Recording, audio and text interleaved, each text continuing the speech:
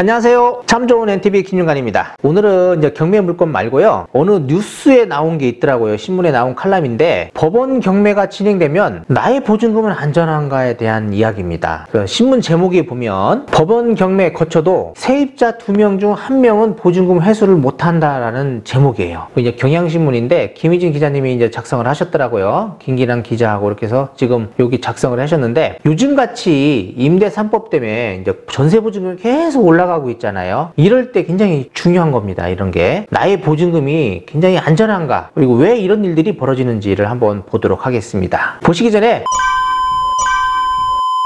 구독, 좋아요, 알림 설정 부탁드리고요. 보도록 하겠습니다. 자, 여기 지금 기사 내용에 보면 2015년부터요. 지난 9월까지, 그러니까 2020년 9월까지겠죠. 법원 경매로 넘어간 주택에서 47%대를 세입자가 보증금 전액 아니면 일부를 돌려받지 못하고 있다고 합니다. 거의 절반 정도가 보증금을 못 돌려받고 있는 거예요. 일부라도 못 돌려받고 있다라는 거고요. 보증금을 완전히 돌려받지 못하는 세입자가 2명 중 1명꼴이랍니다. 그러면 50% 정도를 못 받고 있는 중에 또 25%는 아예 못 받고 있는 거예요. 전액 다. 그러니까 뭐 굉장히 큰 거죠. 10명이 임대차를 들어갔다, 전세를 들어갔다 그러면 한 2.5명은 내 보증금을 지금 까먹고 있다는 겁니다. 이거 굉장히 중요한 내용이고, 지역별로 보면 지난 5년 9개월 동안에 대전이 크네요. 71% 정도가 보증금은 미수 가구가 있다고 합니다. 그래서 요 지역이 제가 볼 때는 매매 가격하고 임차 보증금이 거의 비슷한 수준이 되지 않냐라고 생각이 돼요. 그런 데서 이런 사고들이 많이 납니다. 그 다음 거 보시면 대법원 예규에 보면 법원 경매 관련법에 따르면 이게 이제 배당 순위예요. 배당 순위. 경매로 처분된 주택은 경매 절차에 쓰인 비용, 이게 이제 경매 비용이잖아요. 요것이 이제 먼저 없어지고요. 최종 3개월 임금, 그리고 퇴직금, 그리고 소액 보증금. 그러니까 소액 보증금이라는 건 최우선 변제금입니다. 그리고 당해세 등이 낙찰가에서 가장 먼저 공제된다는 거예요. 그래서 세입자는 전입신고와 확정일자 중에서 더 늦은 날을 기준이라고 되는데, 요건 조금 말이 약간 바뀌어야 되는 게 맞을 것 같아요. 왜냐면 대항력이라고 하는 거는요, 전입하고요, 전입신고를 하면 대항력이 발생한다고 합니다. 그래서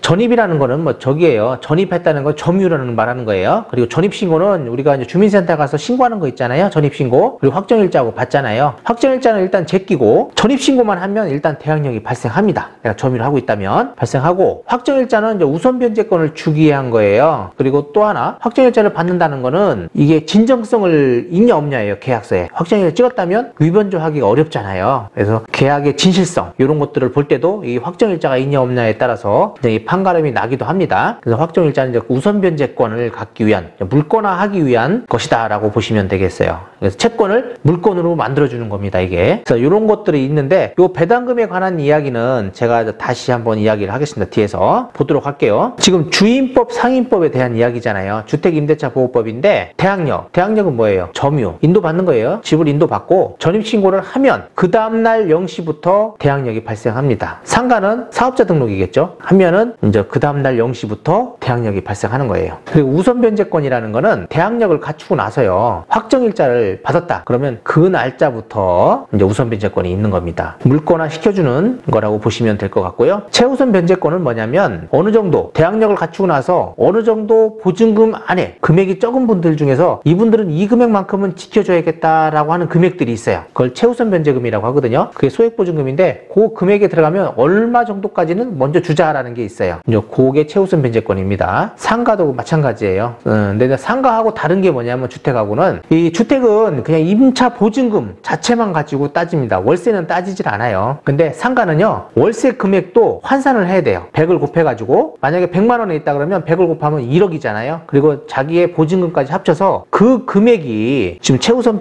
받을 수 있는 금액 안에 들어가느냐, 소액보증금에 들어가느냐 안 들어가냐에 따라서 바뀝니다. 그건 제가 좀 이따 말씀드리고요. 그리고 또 하나 중요한 건 뭐냐면, 소액을 정하는 기준이에요. 최우선 변제금을 받아가는 기준이, 이 소액보증금 받아가는 기준은 근저당, 저당, 그리고 담보가 등기, 경매 개시 결정 등기, 이걸 간단하게 얘기하면 최초 담보권 설정일을 기준으로 하는 겁니다. 담보 물권 설정일이에요. 뭐 가압류, 압류는 아닙니다. 그것을 기준으로 빠른 날, 뭐 가압류가 앞에 있고 다음에 근저당이 있으면 근저당 날짜로 그 기준을 잡는 거예요. 가압류 날짜로 기준 잡는 게 아닙니다. 자, 그러면 표를 한번 볼게요. 주택임대차 보호법에 보면 소액임차인의 범위가 있어요. 거기에 범위에 들어가면 최우선으로 뭐 변제해주는 금액이 있는데 그 금액에 관한 표입니다. 이게 자꾸 개정되면 개정될수록 이제 금액이 커져요. 예를 든다면요, 내가 전입은 2019년도에 했어요. 2019년도에 했는데 그 집에 근저당이 만약에 2014년 만약에 한 2월경에 잡혀 있습니다. 그럴 때는 나의 최우선 변제받을 수 있는 금액은 어디냐면 요 2014년 2월을 기준으로 하는 거예요. 내가 전입한 날짜의 기준 날짜가 아닙니다. 최초 담보물건 기준이기 때문에 2014년 2월에 근저당이 있었기 때문에 만약에 세종이라고 하면 어디 있겠어요? 그때 당시에는 세종이 요 기타 지역이 있었어요. 기타 지역. 그래서 4,500만 원을 갖고 있었으면 1,500만 원까지 받아갈 수 있었습니다. 대전도 마찬가지예요. 광역시였잖아요. 그제? 그러면 6천만 원에 2천만 원까지 먼저 받아가는 겁니다. 최우선으로. 그렇게 생각하시면 될 것 같아요. 그리고 또 하나, 아까 요거 있었잖아요. 대법원 예규에 따라서 뭐 배당 순위에 관한 이야기였는데, 요 배당 순위를 보면 0순위로 이제 경매 비용 같은 게 이제 먼저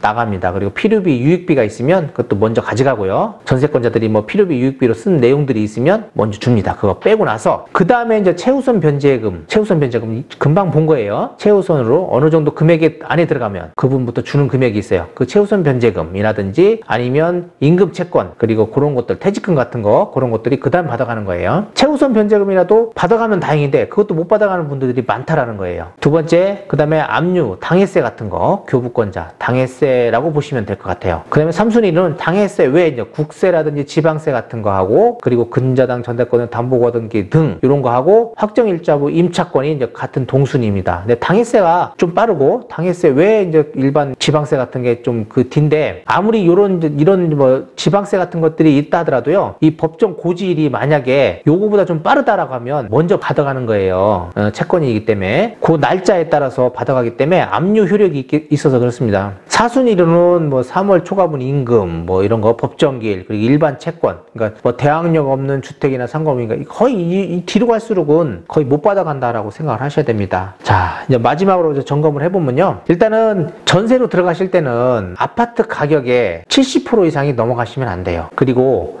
아주 안전하게 들어가려면 대출 받은 게 없는 그런 아파트에 들어가시는 게 좋아요. 소유권에 관한 갑구하고 을구에 소유권 외상 말고는 다른 게 없을 때 그때는 전세를 들어가는 것이 좋다. 만약에 다른 게 있다 하더라도 그 금액이 굉장히 소액이고요. 그리고 나의 보증금하고 합쳐서 아파트 가격의 70% 이내에 들어가는 게 좋고, 그리고 이제 사업을 혹시 하시는 분들이면 소유자분이 그럴 때는 임금 채권 같은 게 혹시라도 들어올 수 있으니까 그런 거 감안을 좀 해보셔야 될 것 같습니다. 당해세라든지 이런 것이 혹시 미납되어 있는지 이런 것도 확인할 필요가 있습니다. 이렇게 해서 제가 이제 뭐 신문 뉴스에 나오는 거를 한번 간략히 한번 말씀을 드려봤고요. 요게 왜냐면 요즘 전세로 많이 들어가잖아요. 임대3법 때문에. 그래서 전세보증금이 굉장히 이제 위험할 수도 있습니다. 그래서 그런 거에 대해서 한번 잘 생각해 보시라고 제가 올리는 거니까, 그렇다고 해서 너무 겁먹을 필요는 없으십니다. 혹시라도 내 전세보증금이 아무래도 불안하다라고 하시는 분들은 요즘 보증제도가 많잖아요. 그러니까 보증제도를 활용하시면 되겠고, 대신에 이제 비용이 들어갑니다. 활용하시면 될 것 같아요. 네, 이렇게 해서 오늘 이제 신문 칼럼을 한번 이야기해봤고요. 다음에는 이제 경매 물건 11월 25일자 경매 물건을 보도록 하겠습니다. 구독, 좋아요, 알림 설정 부탁드리고요. 다음에 뵙겠습니다. 감사합니다.